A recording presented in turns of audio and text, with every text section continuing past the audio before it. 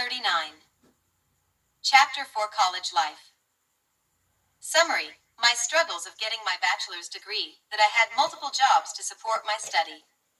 I experienced rejection, sexual harassment by several men, verbally abused and persecuted by relatives due to the love triangle. It was a new journey in life. A university staff member hired me as a clerical assistant in the student council in 1997. One day, I found a coworker student who was sexually harassing me. What does sexual harassment mean? According to Merriam-Webster Dictionary, it means uninvited and unwelcome verbal or physical behavior of a sexual nature, especially by a person in authority toward a subordinate, such as an employee or student. A popular quote by Confucius: "Do not do unto others what you do not want to be done unto you." Also, in the book of Matthew 7:12, NKJV, which says, "Therefore, whatever you want men to do to you, do also to them, for this is the law and the prophets." He knew I disliked him, so he started being mean to me. I was a coward to fight back, or at least to rebuke him. What I did was to keep my anxiety in my heart, where I had lots of other fears. After a few weeks, my supervisor transferred me to the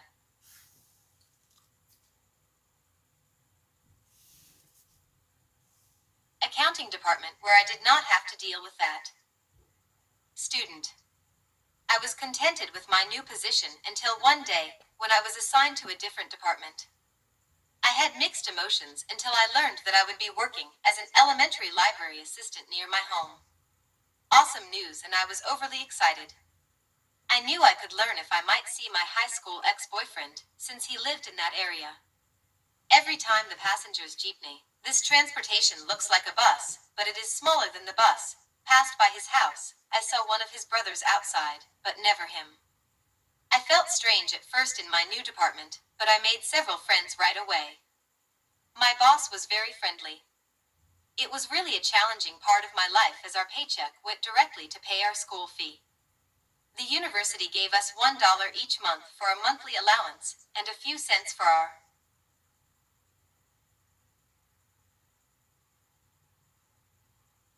40 monthly transportation, so I really needed to find another job to support my schooling. The head of our department had a grandson who needed help in feeding. I was asked if I could feed him and receive $2 a month for that help. In my country, that amount of money was fairly good at the time.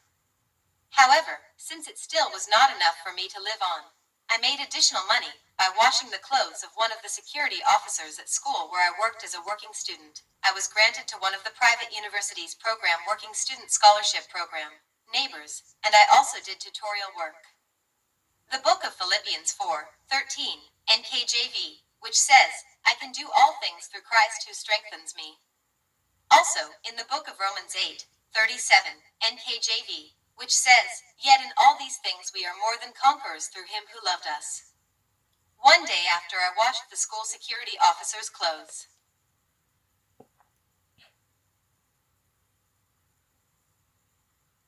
at my house, I put them in a large plastic bag to take them to work where he needed them the next morning.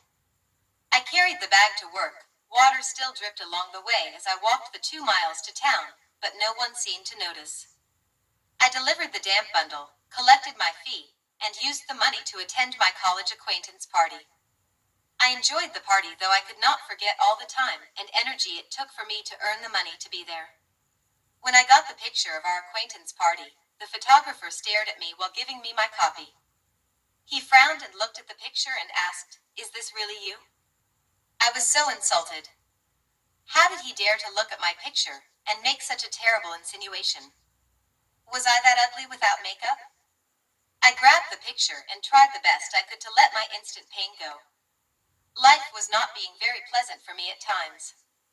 At another time, one of my coworkers in my new department became obsessed with me, saying that he had a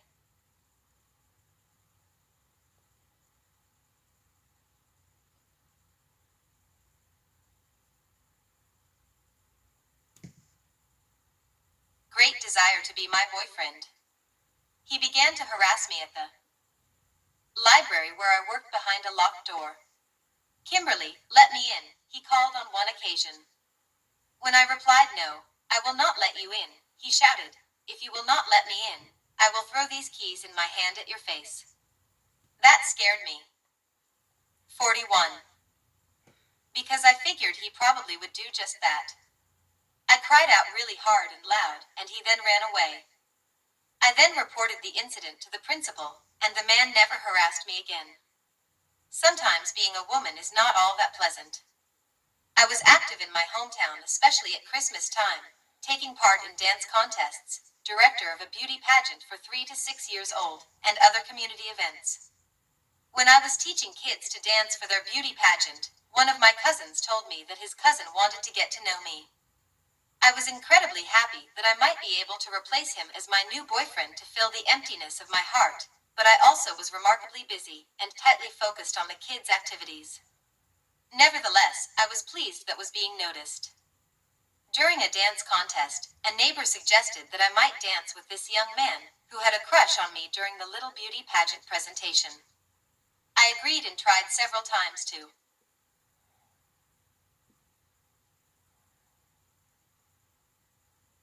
become his dancing partner. That became a problem because he was teaching one of my cousins to dance at that time. This cousin, it turned out, was in love with his teacher, so I let it go and continued to do the kids' activity. The following day was a red letter day for me. As Little Miss Kaimito, the title that I created, I was the director of this successful event, and everyone worked nicely with me. It was very professional, and it was the first time that we had a kids' beauty pageant in our little village. On the next day, December 31st, when everyone was excited to welcome in the new year, my family prepared a special dinner, and I decided to be hospitable to a stranger who turned out to have a hidden desire for me. I asked him to follow me to my house so that he could eat. While he was following me, one of my aunts saw us and yelled, "You whore! You flirt!" Of course, that hurt me, but I tried to ignore her. However, this young man met my family, and was able to eat dinner, and was pleased how my family warmly welcomed him in our place as a stranger. I accompanied him along the way to his cousin, in that way he will not feel uncomfortable. I really regretted inviting this young man, but what could I do? I was just a very friendly, hospitable, and kind person. I could not help it. I think I learned these attributes from my parents, and it is one of the most 42 popular qualities of Filipinos. Hospitality means the act of being hospitable. Hospitable means friendly and welcoming to strangers or guests. www.google.com. During the next few days, while I was passing by this same aunt with her sisters, nieces, and nephews, they were talking and laughing at me. One of them called out, "You whore."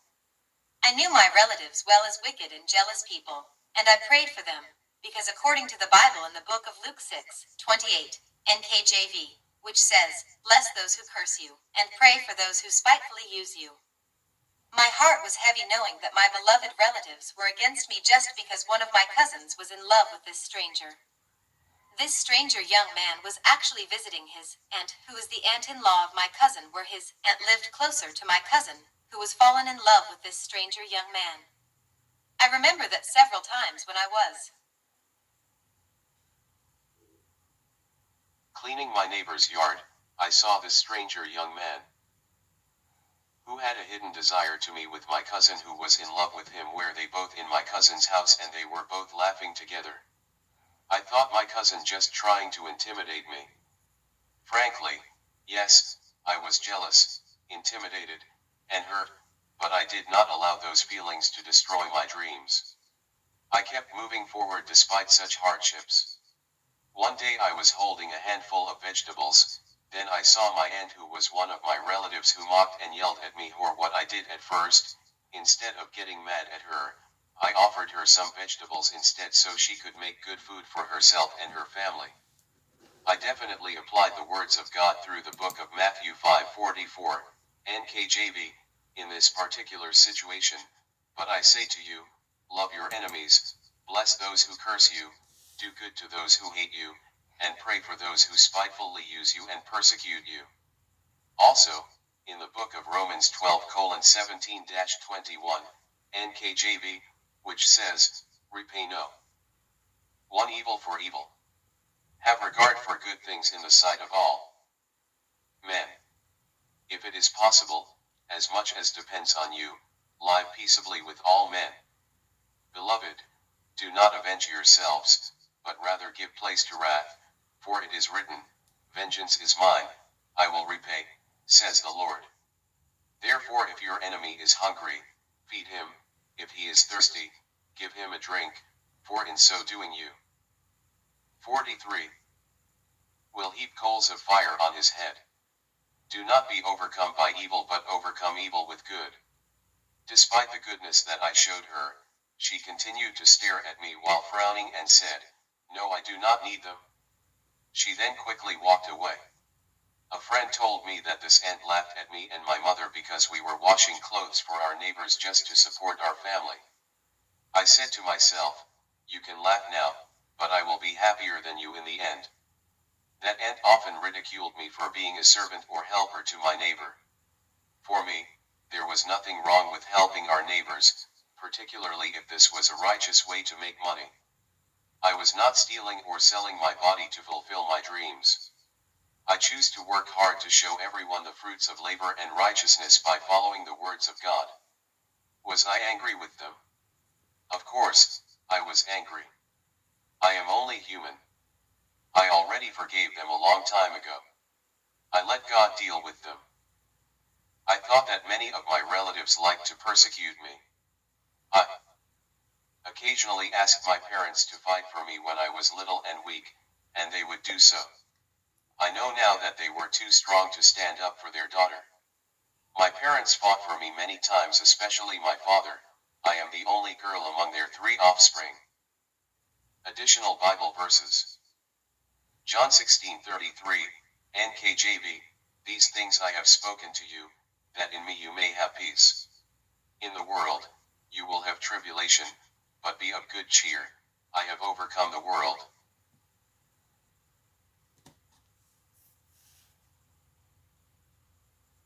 James 3:5-8, NKJV, even so, the tongue is a little member, and boasts great things.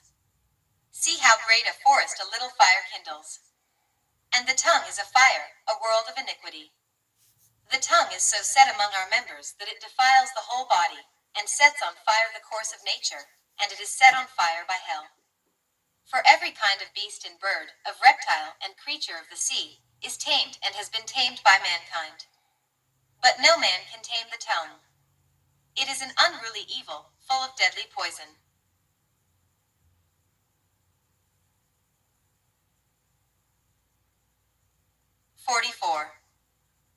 Matthew 12:36-37, NKJV. But I say to you that for every idle word men may speak, they will give an account of it in the day of judgment. By your words you will be justified, and by your words you will be condemned. Matthew 6:14-15, NKJV. For if you forgive men their trespasses, your heavenly Father will also forgive you. But if you do not forgive men their trespasses, neither will your Father forgive your trespasses. Ephesians 4:32, NKJV. And be kind to one another, tender-hearted, forgiving one another, even as God in Christ forgave you. Matthew 18:21-22, NKJV. Then Peter came to him and said, Lord, how often shall my brother sin against me, and I forgive him? Up to 7 times? Jesus said to him, I do not say to you, up to 7 times, but up to 70 times 7.